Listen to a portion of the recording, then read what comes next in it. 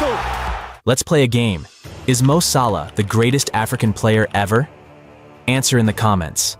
I'm guessing most said no. What about this? Is he the greatest African to play in England? Tough one, right? Did you know that one Egyptian board member compared Salah to a pig? Another made a thinly veiled threat to Salah's mum, saying, "They know where she lives?" Crazy, right? Being the face of one of the biggest African nations is not easy, I can tell you that. Some argue that Mo Salah cannot be the greatest African ever, as he has never won anything for his country. Most say that players like Samuel Eto'o, who won 2 Africa Cup of Nations titles and 4 African Player of the Year awards, have a bigger legacy for Africa than Salah. Their point is further justified by the fact that Salah could not help his nation avoid a disappointing exit to DR Congo in the 2024 Cup of Nations. However, the Egyptian king is worth much more to his people than just winning titles. The ironic thing is that Salah's football journey started on the same day that Egyptian football died on the 1st of February, 2012, during a match between Al Masry and Al Ahly, about a year since the military had overthrown Hosni Mubarak. While many believed that the Arab Spring was going down, the revolution was still alive among the Al Ahly ultras, and they instigated riots that resulted in 74 people being killed and more than 500 being injured. This was after Al Masry fans stormed the stadium stands and the pitch following a 3-1 victory by their club and violently attacked Ahly fans using clubs, stones, machetes, knives, bottles, and fireworks, trapping them inside the Al Ahly partition of the stadium. Many of the deaths were due to police refusal to open the stadium gates, trapping the Ahly fans inside, leaving some to die, and killing others in a stampede while trying to escape. As a result of the massacre, the Egyptian government shut down the domestic league for 2 years, and another 4 before fans were allowed back into the stands. As a result, most of the national team players fled the country, and some, including Mo Abutrika, retired from the team. You see, Egypt had won 3 Cup of Nations titles in a row from 2006 to 2010, totaling their titles to 7 and establishing themselves as the strongest nation in Africa. But as they prepared to qualify for the World Cup, the Arab Spring effectively brought instability to the nation, and by 2012, they failed to qualify for the Cup of Nations. The country needed a glimmer of hope that would show them light at the end of the tunnel, given there was no football. Someone the kids could aspire to be like.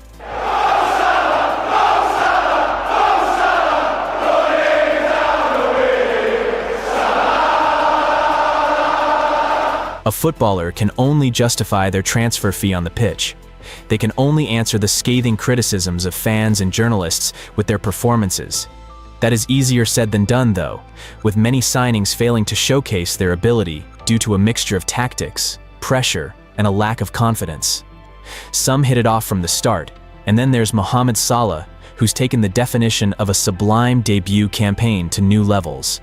Mo Salah, like former Golden Boot rival Harry Kane, are examples of the crazy world of development and self-improvement. They are the beneficiaries of their environment and of the coaching they've received.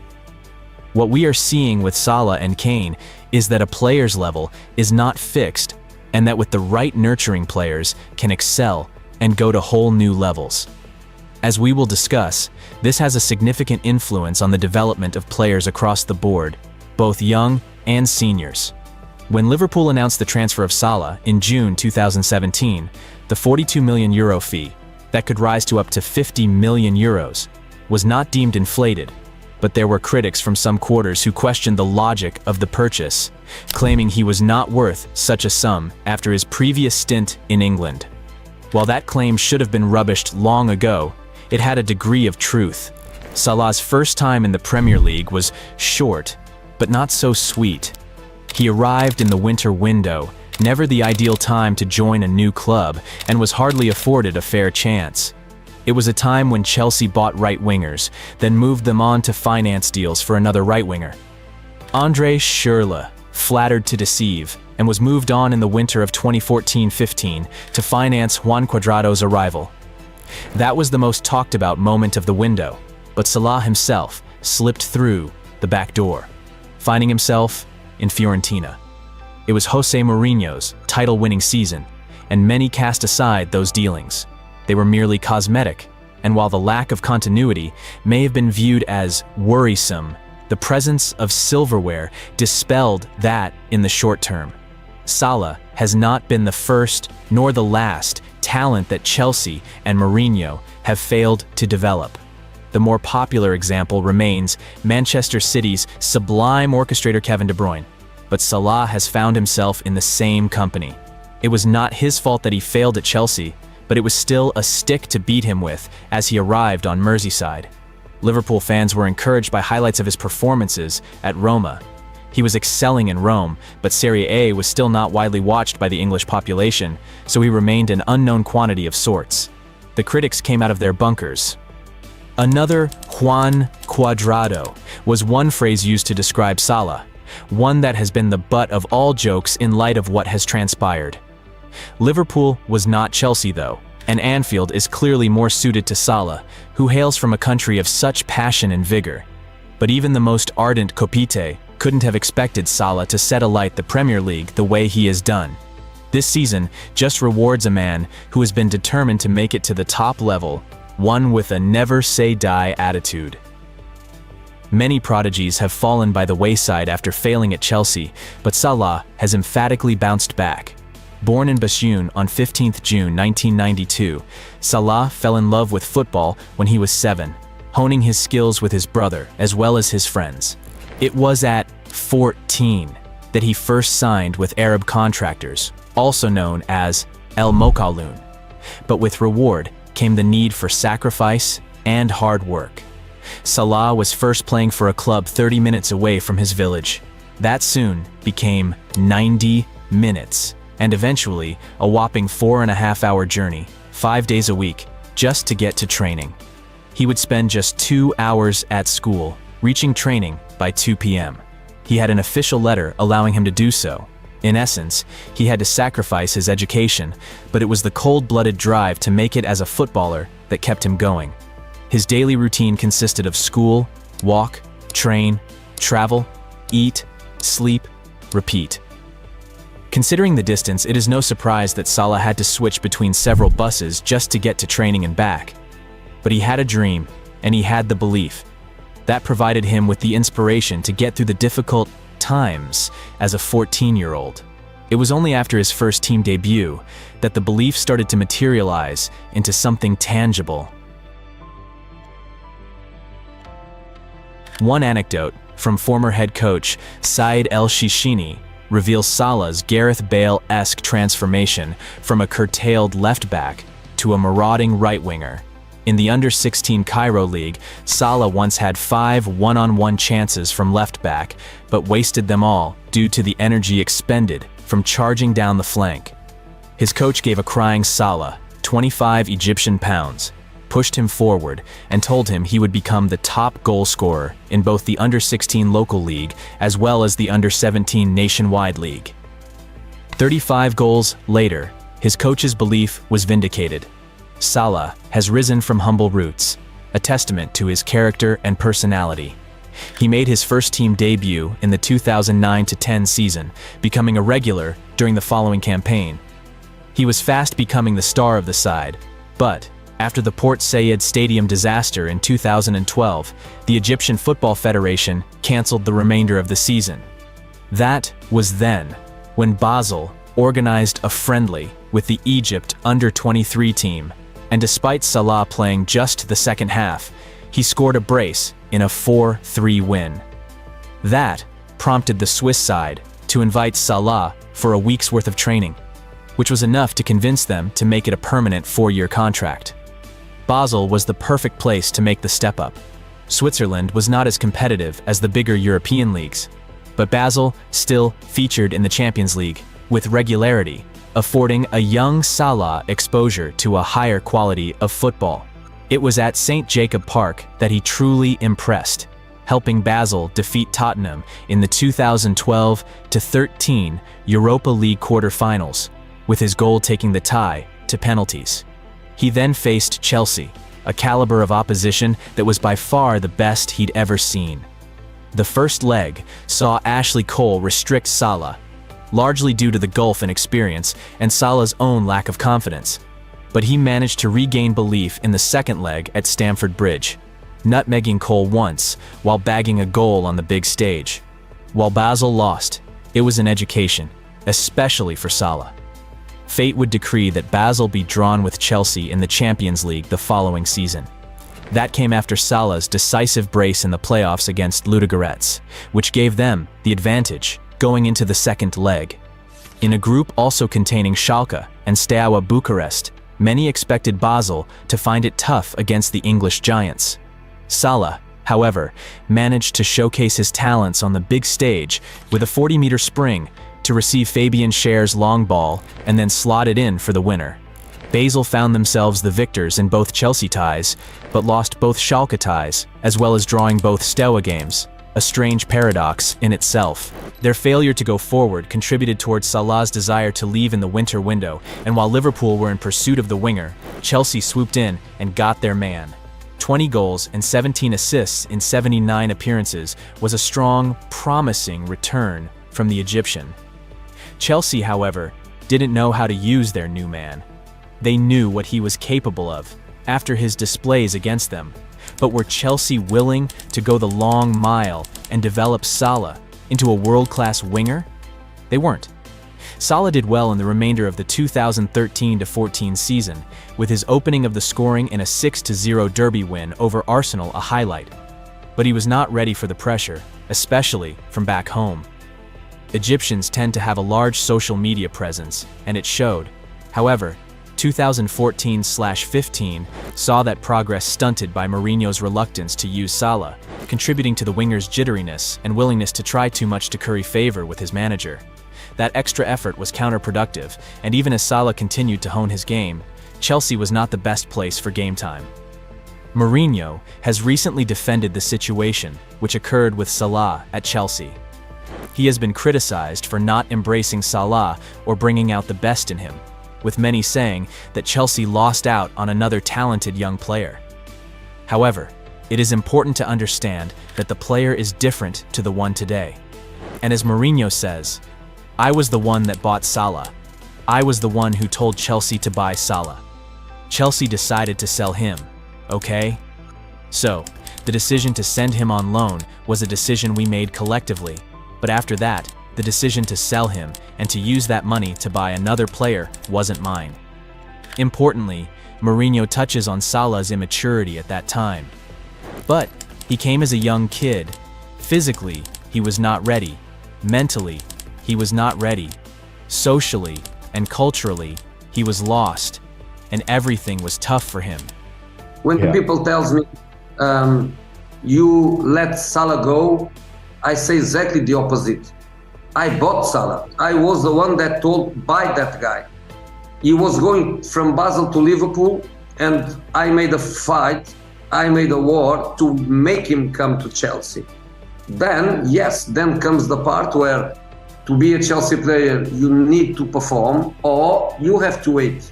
And then Chelsea decided to sell, and that was not me deciding to sell. I was saying, let him go on loan if he feels that he needs to play every minute of every game. It shows the issue that many forget in football.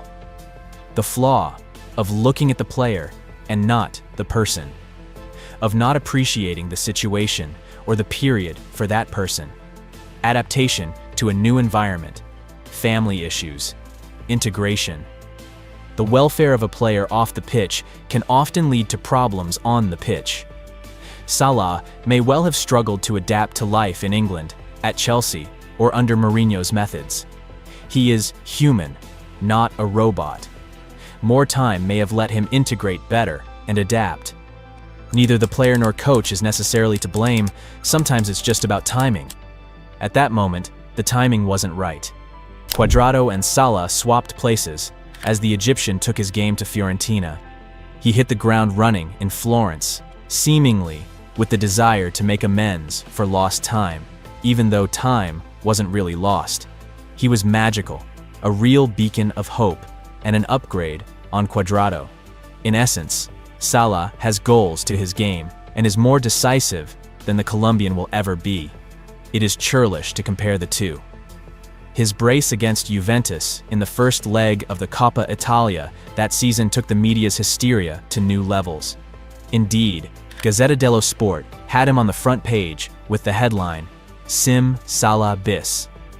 That was a nod to the 1960s American cartoon Johnny Quest, whose character Haji's catchphrase was that. It meant something similar to abracadabra, magic. It described Salah's impact perfectly. The fans loved him, but he had other plans. He never planned to return, but Fiorentina believed Salah's future was legally with them. Amidst a flurry of contractual issues and complaints, the Egyptian was deemed to be free to choose his next destination, and duly found himself at Roma. It was not the smoothest of arrivals, but Fiorentina's desperation to retain the winger was well justified, and Roma was naturally ecstatic. It was a downer to La Viola's fans, who serenaded him at home games with choruses of Siamo venuti fin qua per veder segnare Salah. We came here to see Salah score. He took selfies with fans and professed his love for them, along with productivity that read 9 goals in 26 appearances. But Salah wanted a better shot at the Scudetto, so he packed up and moved to Rome. His immediate return to the Stadio Artemio Franchi was not as warm. He was jeered as he stepped up onto the pitch, but Salah answered the only way he knew, ending Fiorentina's unbeaten run with a beautiful goal. It was written in the stars, and Salah celebrated the way he usually does, raising his hands to the sky with a prayer. He was always a goal scorer, but his 2 seasons at Roma took that to another level, with 15 from 42 appearances in 2015/16 followed up by 19 in 41 the following season. He was their player of the season, vindicating Roma's masterstroke of a deal to get him in. There was no Scudetto, but Salah's game was taken to a whole new level. He took up the responsibility of driving the team forward. His game also improved tactically, a common consequence of playing in Serie A. With such progress saw clubs circle around him, and it was Liverpool that gave him his second shot at the Premier League. This season has been a blur for him. He's taking the top tier by storm, like few others have done. The myth that Salah was a speed merchant, another lazy comparison to Cuadrado, was dispelled quickly. People desperate for him to fail were themselves ignorant of Salah's progress at Roma. The preseason provided evidence of the same, his goal against Hertha's confirmation of that. That has been just one of a diverse portfolio of goals scored this season. He scored tap-ins, long-distance screamers, made runs in between the defenders, and curled balls in from absurd angles. He's shown it all, and it's only January. He is an explosive winger and a poacher with a striker's instinct rolled into one. Liverpool's system is similar to Luciano Spalletti's Roma, and given Salah's prior experience of England and knowledge of English, the base was there for a smooth adaptation. He is now more experienced and has greater strength and balance, both reasons for his success. As a result, he's become the joint second fastest player to reach 20 goals for Liverpool, only behind George Allen's 19 games in 1895. It is a stunning achievement for a player in his debut campaign. He broke Ronaldo's record of the most goals scored in a single league campaign until Erling Haaland broke the record again. He has assumed responsibility not only on the domestic front, but for Egypt too. Almost everyone has seen the frenzied celebrations after Salah stepped up to score a 95th-minute penalty that clinched a 2-1 win over Congo and qualification for the World Cup.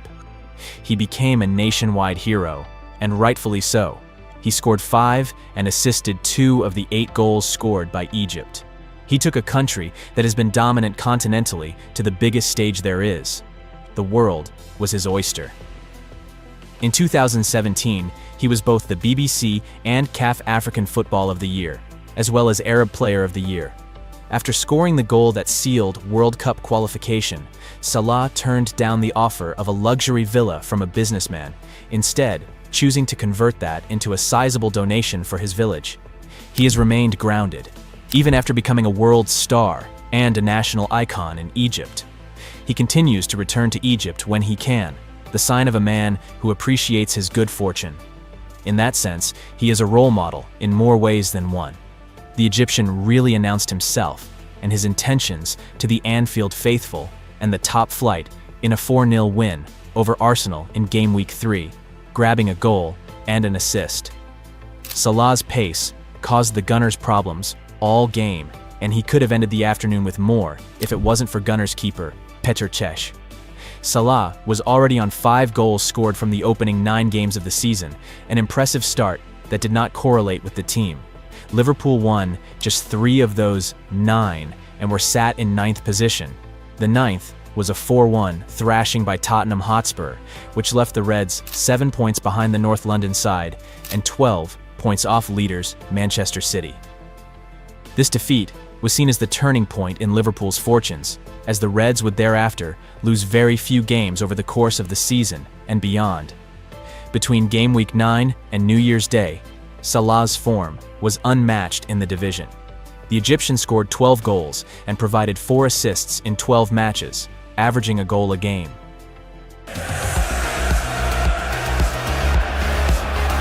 Salah!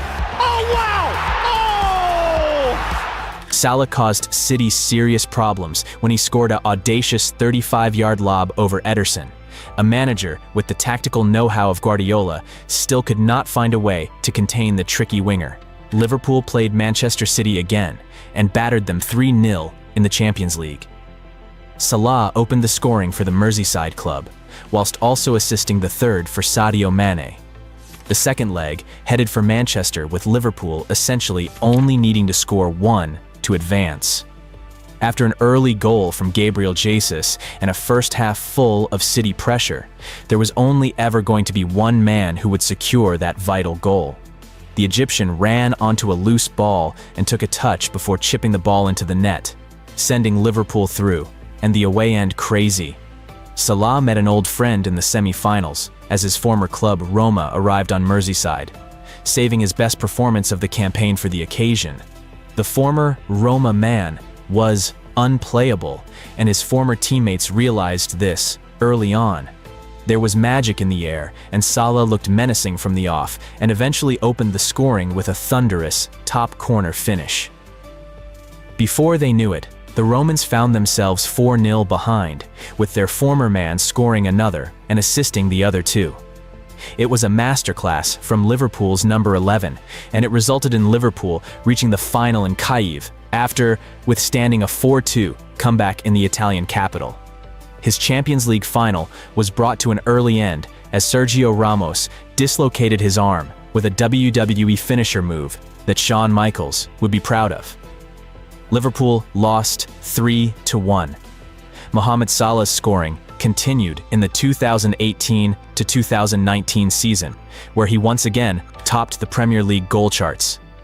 Mohamed Salah won the Premier League Golden Boot Award in seasons 2017 to 2018 and seasons 2018 to 2019. Mohamed Salah's career at Liverpool has been nothing short of extraordinary. From his record-breaking goals to his off-field attempts, Salah has become an icon in the world of football. His story deserves to be celebrated and remembered, and his legacy at Anfield will last for generations, being part of the Liverpool team to win their first ever Premier League title. In 2019, Liverpool team won the UEFA Champions League title, where he scored in the final versus Tottenham Hotspur. After 2019, Mo Salah started receiving heavy criticism from the media. It was as if they had become too accustomed to his greatness that now scoring 20 league goals a season was no longer good enough. But in 2021, he brought everyone back on side. The greatest Mo Salah individual moment came against Manchester City, in where he dribbled past 3 players and finished it past Ederson. After that game, he was getting the best player in the world shouts, and people were talking about him becoming the first African Ballon d'Or winner since George Weah. Salah became the first player to score a hat-trick at Old Trafford since Ronaldo Nazario, and the first in Premier League history. The season ended in disappointment as Liverpool lost the league on the final day and lost another Champions League final to their nemesis, Real Madrid. He did finish the season with his third Golden Boot in 4 years, making him one of the most prolific scorers we've ever seen. Salah is the only Liverpool player to score more than 20 goals for the club in 7 successive seasons. He also set a new record of 9 Premier League goals on the opening weekend of a season, taking him clear of Frank Lampard, Wayne Rooney, and Alan Shearer, making him arguably the best African to play in the Premier League. The story of Salah highlights the lesson that the development of talent takes time. Young players can improve too over time through practice and coaching. Young players can excel in the right environment or be restricted in others. It's not always a perfect science, and it may be hard to bring out the best in everyone. However, coaches should be conscious that playing players at left back solely because they are left-footed is not always conducive to developing a future star.